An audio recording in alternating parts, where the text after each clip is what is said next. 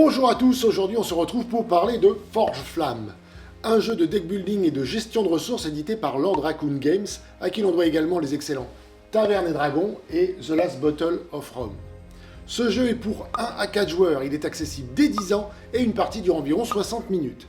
Allez, sortez votre matos de prospecteur, on part dans la montagne à la recherche de la forge quasi éternelle. Jingle.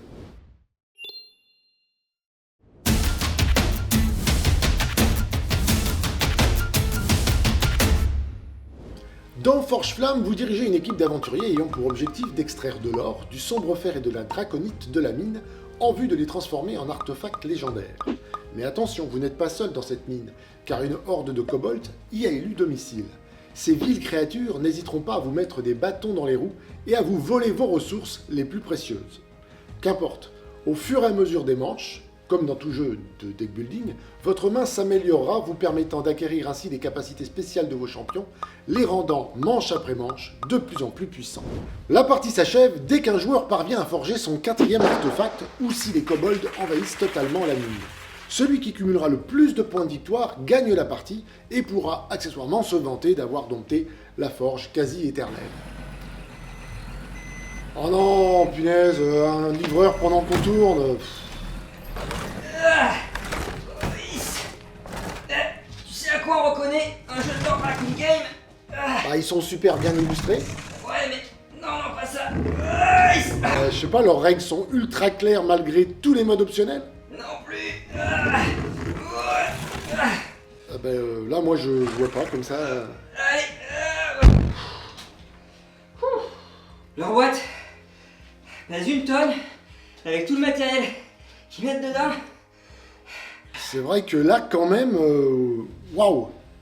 Bon, j'y retourne. Reste les extensions. Vos aventuriers sont représentés par de superbes figurines 3D. Chaque fois que vous récoltez un minerai, placez-le dans l'emplacement prévu de votre figurine. Ça donne une dimension à la fois ludique et immersive à votre exploration. Regardez-moi ces petites beautés. C'est pas super stylé, quoi. Bah, c'est pas aussi stylé qu'un ours qui fait du base jumping, mais c'est quand même cool. De toute façon, qu'est-ce que tu connais, toi, en truc stylé? Je sais même pas pourquoi je te demande ton avis, quoi. Bref, passons à la mise en place pour, disons, 2 joueurs. Placez le plateau de jeu au centre de la table. Distribuez un plateau à chaque joueur, puis, selon l'ordre déterminé dans les règles, choisissez les aventuriers qui composeront votre équipe et prenez les figurines qui leur correspondent. En fonction de la couleur de votre plateau, fixez les socles de couleurs sur vos statuettes et positionnez-les à l'entrée de la mine. Récupérez les cartes actions de vos aventuriers. Séparez les cartes de base des cartes avancées, elles sont reconnaissables grâce au symbole flèche en haut à droite. Mélangez vos cartes de base et formez votre pioche de départ. Placez-la à gauche de votre plateau et piochez en 5. Ce sera votre main de départ. Mélangez vos cartes avancées, formez une pioche et placez-la au centre de votre plateau. Retournez ensuite une carte de chaque côté de cette pioche. Mélangez les cartes artefacts, posez-les face cachée à gauche du plateau de jeu et révélez-en 3. Mélangez les cartes événements et placez-les sur l'emplacement qui leur est réservé. Placez 2 jetons flamme face éteinte et 1 jeton flamme face allumée près de la forge. Placez aléatoirement un jeton gisement, selon le niveau des sites de fouille, sur chacun des emplacements correspondants.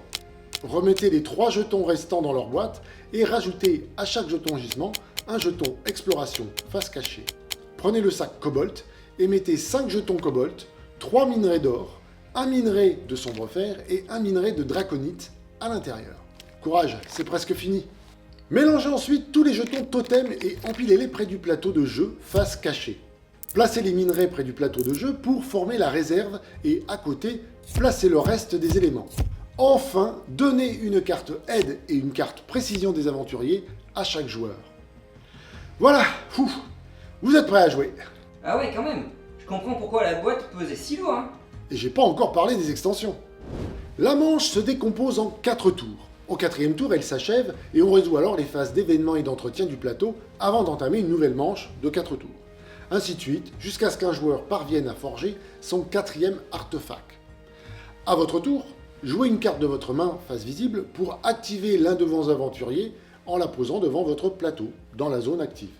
Chaque carte indique l'aventurier que vous activez à ce tour, les actions qu'il peut effectuer dans l'ordre de votre choix, ses capacités spéciales éventuelles et une éventuelle immunité à certains effets. Ici par exemple, je joue une carte de granit. Elle me permet d'effectuer 2 actions dans l'ordre que je veux, possède l'effet poussé et précise que granit est immunisé à l'étourdissement. Maintenant, voyons les actions possibles. 1. Se déplacer. Déplacez votre aventurier sur un site adjacent. S'il s'agit d'une zone encore inexplorée, révélez immédiatement son jeton d'exploration. Attention, pour franchir un passage difficile, il vous faudra la capacité vol indiquée sur votre carte. Et bien sûr, aucun éboulement ne doit bloquer le chemin entre votre site de départ et celui d'arrivée. Enfin, gardez en tête que chaque site a une capacité d'accueil limitée. Certains n'acceptent que 3 aventuriers, d'autres 5, etc., etc. Dans mon exemple, avec granit, je ne peux pas aller vers le haut car un éboulement bloque le passage. Je ne peux pas aller à droite car le site est déjà complet avec 3 aventuriers. Et je ne peux pas aller en bas car je n'ai pas la capacité vol. Ma seule option est d'aller à gauche. Voilà, mais ces histoires d'éboulement là, ça ravive en moi de vieux souvenirs particulièrement douloureux. Alors j'ai peur de demander, mais comment ça? Quand j'étais jeune, j'allais à la mine et puis un jour il y a eu un putain de coup de grisou dans l'allée 4 au niveau 5 à côté de la porte 2. C'était là que Bernard bossait. Je revois encore Bernard, coincé sous la poutre, le sol tremble, les murs s'effondrent. Non Bernard, pas par là, non! Non, pas la poutre! Non! Toi, t'as pas pris tes cachets ce matin. Le tournage va être long, mais long.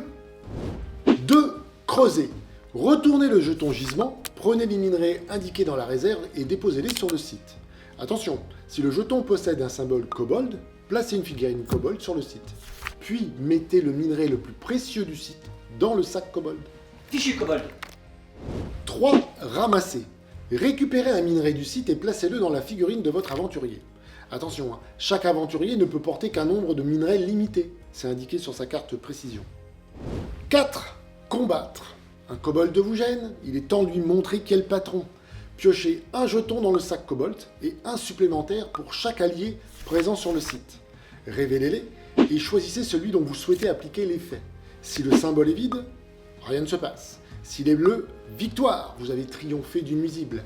Mais s'il est rouge, ce mécréant vous vole un minerai et le met dans son sac. Maudit kobold! 5. Forger.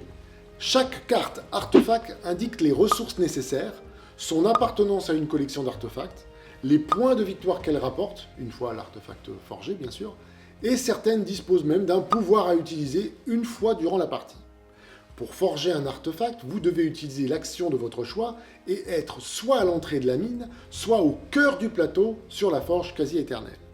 Mais attention, pour activer la forge, il vous faudra aussi une flamme indispensable pour donner vie à vos précieux artefacts. D'où l'expression « il n'y a pas d'artefact sans feu ». Non, l'expression exacte c'est « il n'y a pas de fumée sans feu ». Alors, excuse-moi, hein, mais je suis expert en proverbes. On n'y va pas avec le dos de la main morte, rien ne sert de courir, il vaut mieux partir. Tant la cruche va à l'autre qu'à la fin, elle me les brise. Comme tu le vois, je suis incollable. Ouais. Ce que je vois surtout, c'est que parfois tu défies l'entendement. N'est-ce pas, hein? Reprenons. À l'entrée de la mine, une flamme brûle en permanence. Vous pouvez donc y forger vos objets à tout moment. Si vous êtes sur la forge, par contre, des flammes doivent être face allumée. Une fois votre artefact forgé, passez la flamme sur la face éteinte. Bien sûr, si aucune flamme n'est allumée, vous ne pouvez pas forger. Défaussez les minerais utilisés, ils sont indiqués sur la carte artefact, et placez-les dans la réserve. Attention, ils doivent être portés par votre aventurier et ou par des alliés situés sur la même case. Prenez la carte de l'artefact forgé et placez-la près de votre plateau joueur. Puis, révélez une nouvelle carte artefact dans la rivière. D'autres actions sont disponibles comme découvrir un totem et l'activer pour obtenir l'effet du totem, donner ou prendre des minerais à un aventurier allié, utiliser une action creuser ou combattre, détruire des éboulements, etc. etc. Bernard! Une fois que chaque joueur a joué ses 4 tours, la manche prend fin. Mais avant d'entamer la suivante, 2 phases doivent être résolues. Premièrement, la phase d'événement. Retournez une carte événement, résolvez les symboles affichés, l'arrivée de kobold ou la présence d'une nouvelle flamme, puis résolvez l'effet de l'événement, qui peut être cool ou pas cool. Deuxièmement, la phase d'entretien. Placez toutes les cartes de votre zone active dans votre défausse. Ensuite, choisissez une carte avancée sur votre plateau joueur et placez-la dans votre main. Ceci vous permettra d'améliorer votre deck pour les prochaines manches. Si vous prenez une carte avancée face visible, remplacez-la immédiatement par une nouvelle carte de la pioche centrale de votre plateau joueur. Piochez ensuite pour avoir 5 cartes en main. Réactivez les totems disponibles, puis passez le marqueur du premier joueur à votre voisin. Voilà, vous pouvez démarrer une nouvelle manche. Voilà pour Forge Flamme. Quoi? Déjà fini là? Non, j'allais...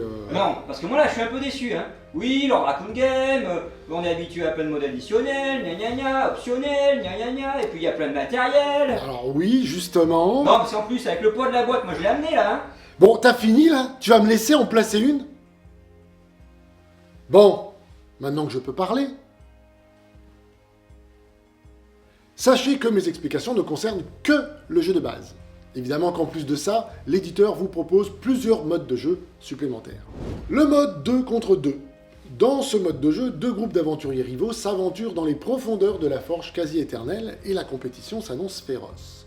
Les joueurs forment deux équipes de deux, chaque joueur joue avec deux aventuriers, et il vous faut coopérer pour récupérer les bonnes ressources et forger ensemble les bons artefacts pour espérer remporter la victoire. Le mode solo. Vous revenez à Forge Flamme avec une équipe de 3 aventuriers expérimentés, déterminés à vous faire un nom parmi les maîtres forgerons. Mais cette fois, les kobolds sont sur leur garde, et des diablotins sèment le chaos dans la mine. Vous devez accumuler le plus de points de victoire en ayant rempli 2 objectifs à l'issue des 9 manches. Mais la tâche ne sera pas aisée car les diablotins joueront aussi à leur tour et n'hésiteront pas à mettre leur grain de sel. Enfin, pour pimenter vos parties, le mitrul. Non, le mithril. Non, le mitrul. Le mitril, c'est naze. Cet alliage incroyablement rare confère à vos artefacts une valeur sans égale. Agrémentez votre jeu avec ce module pour apporter plus de stratégie et de variété à vos parties. Chaque artefact forgé et renforcé avec du mitrul vous rapportera 2 points de victoire supplémentaires pour chaque minerai utilisé. Donc pour un artefact de 4 minerais, vous gagnerez 8 points de plus. Maintenant, vous savez tout sur Forge Flamme. Eh mais t'as pas parlé des extensions là?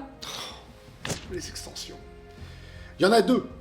La première ne contient pas moins de 2 nouveaux personnages accompagnés de leur deck de 10 cartes. La seconde vous permet de remplacer les standees Kobold et Totem par de superbes figurines 3D. Et en fait, t'as raison, hein. C'est quand même plus stylé qu'un ours qui fait du base jumping. Ou alors, un ours qui porterait un slip kangourou. Voilà, maintenant tout est dit.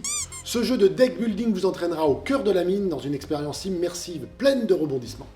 Avec son matériel généreux, ses modes de jeu optionnels et ses règles claires, vous ne serez pas déçus. Si vous souhaitez en savoir plus sur le jeu, je vous invite à consulter sa fiche produit sur abigames.fr, le lien est dans la description. Pour ne pas rater la prochaine vidéo, abonnez-vous à la chaîne, cliquez sur la petite cloche, n'hésitez pas à liker la vidéo et à nous laisser un commentaire, ça nous fait plaisir et c'est toujours un bonus de plus pour la chaîne. Moi je vous dis à bientôt pour un nouveau jeu. Bon, bah maintenant qu'on a terminé le tournage là, comment on décide qui va ranger tout le matériel? Parce que là on est jusqu'à demain là. Laissons faire le hasard, après tout on est joueurs, non? Ah bah oui, carrément. Alors bon, jette une pièce en l'air, pile je gagne, face tu perds, ok? Ça marche. Oh non! Il y a quand même des côtés positifs à ce qu'ils prennent pas toujours ses cachets.